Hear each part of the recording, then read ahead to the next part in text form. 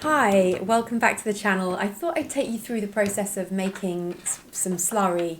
Slurry's the stuff that I glue all my work together with when I do slip and score. And I would start this way by just slicing off thin slices of the clay that I'm using. I'm starting to use a new clay body.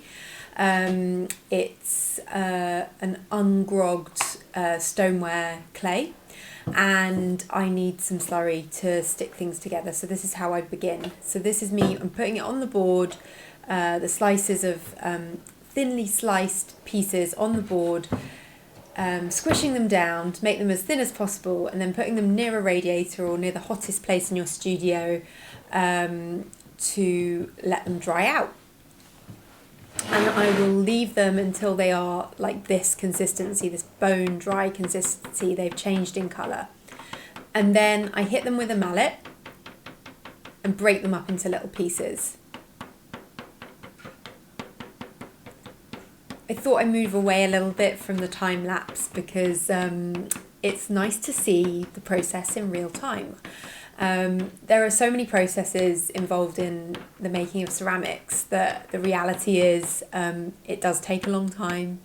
This sort of craft activity is quite slow. And when you're not doing one thing in the studio, in a ceramic studio, you can be doing something else like making slurry or reclaiming the clay that you've been collecting, all the offcuts that you haven't used. And then I place all these pieces into just water. And I take every little bit, all the dust off the table, and make sure it's submerged in water. So here I've got some pieces that aren't submerged, and I'm going to get a bit more water and top it up so that they're totally covered. And you leave them overnight, really, for 24 or for as long as you can, in order to allow this bone dry clay to break down into a nice sort of double cream kind of consistency, because that's what you want slurry to be.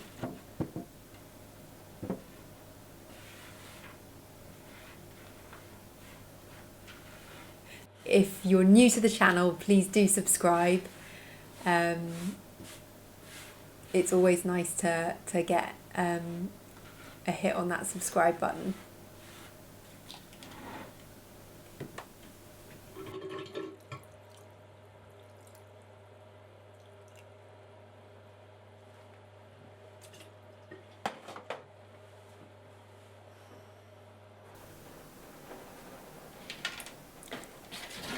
And so this has been left overnight, and as you can see, and I'm just mixing it up to get it into that sort of double cream consistency, making sure any water that was sort of sitting on the surface